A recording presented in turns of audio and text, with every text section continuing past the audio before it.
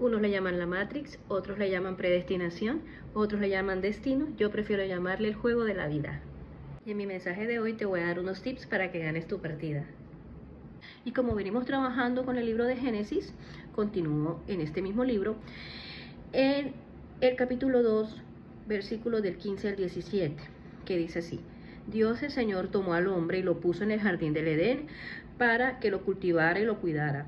Dios el Señor ordenó al hombre: puedes comer de todos los árboles del jardín, pero el árbol del conocimiento del bien y del mal no deberás comer.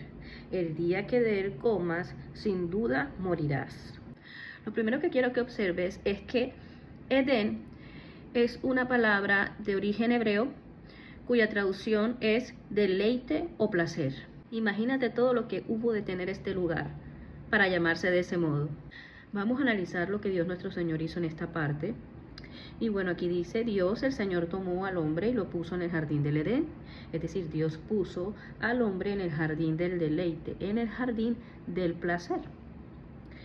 También le dijo que para que lo cuidara, lo ordenara, ok. Pero además de esto, el Señor le dio una instrucción a Adán, ¿sí? Es decir, el Señor pone al hombre en un lugar y le entrega una palabra. Hay dos acciones que el Señor hace, repito: pone a la persona en un lugar y luego le entrega la palabra.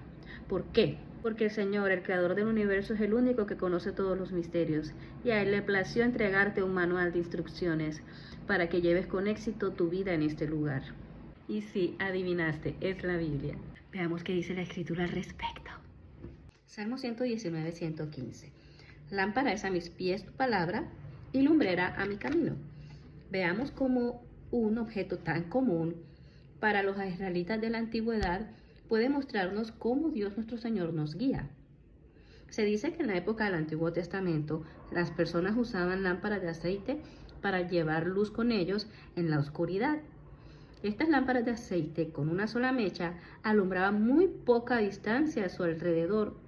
Si se utilizaban mientras se caminaba, alumbraban lo suficiente como para ver un paso delante, para poder moverse con cuidado en la oscuridad. Y complemento con Deuteronomio 12:28, que dice: escucha con cuidado estas palabras que te mando para que te vaya bien a ti y a tus hijos después de ti para siempre. Josué 1:8. Medita en el libro de la ley de día y de noche, para que cuides de hacer todo lo que en él está escrito, porque entonces harás prosperar tu camino y tendrás éxito.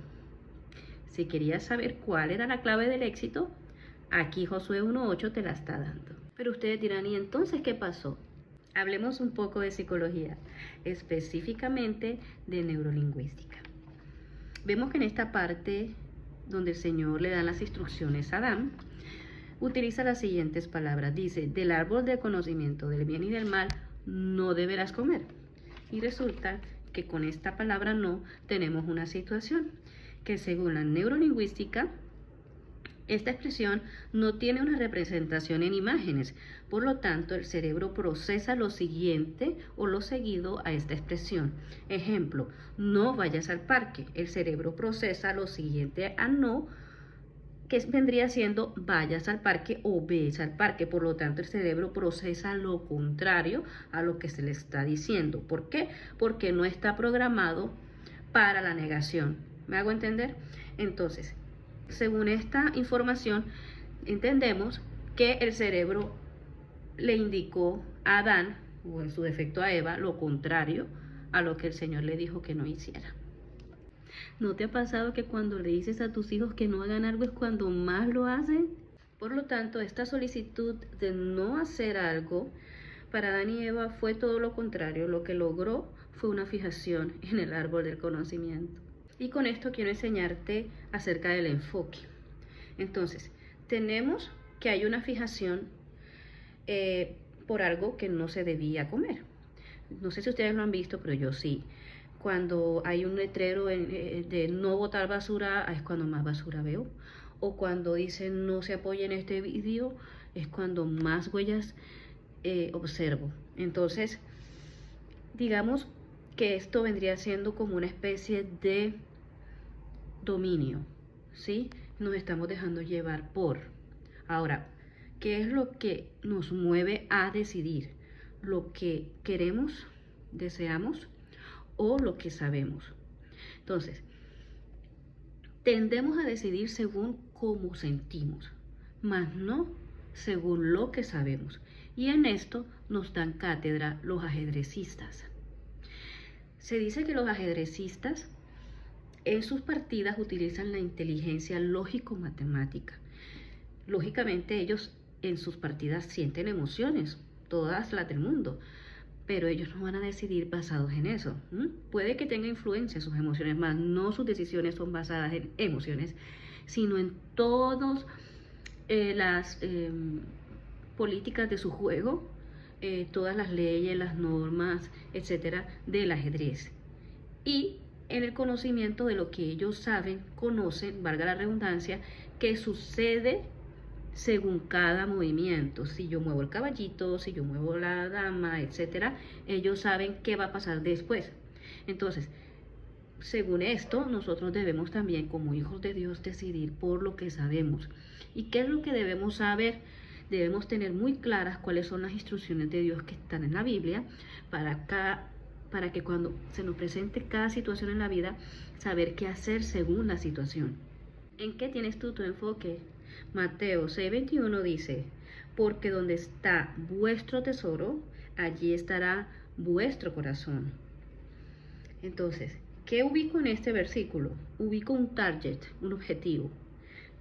Donde está mi tesoro, está mi corazón. Donde yo fijo mi atención, mi enfoque, hacia allá llevo mi ser, mis decisiones. Entonces, aquí tenemos que tener claro es qué vamos a utilizar como base para nuestras decisiones. Como les decía hace un rato, si escogemos las emociones o si escogemos la ley de Dios. La ley de Dios no tiene pierde. El Señor respalda a las personas que obedecen. Sin embargo, cuando nos dejamos guiar por las emociones y los sentimientos, podemos caer en pecado. Y la paga del pecado es la muerte. Entonces, cuando te hablo de muerte, no solo te hablo de muerte en la carne, ¿sí? También puede ser una muerte espiritual, una muerte del alma, muerte de algo que tienes vivo, un hogar, un trabajo, una vida. Y con esto cierro mi mensaje de hoy diciéndote cómo ganar el juego de la vida y te entrego la llave del éxito, la cual es la obediencia. Ahora bien, ¿por qué no obedecemos? ¿Tenemos problema con la obediencia? No. Con lo que sí tenemos problema es con el concepto que tenemos de aquel a quien obedecemos.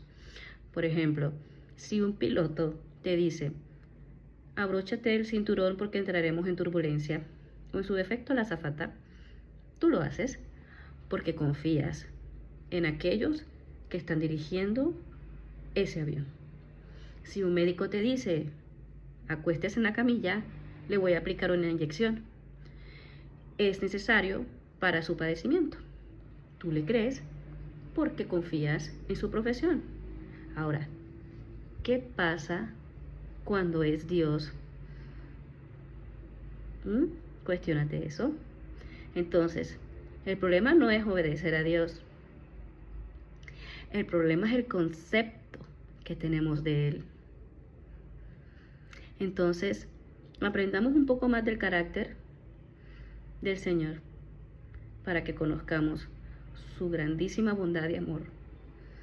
Y ya no sintamos esta rebeldía de obedecerle. Gracias y espero que les haya gustado.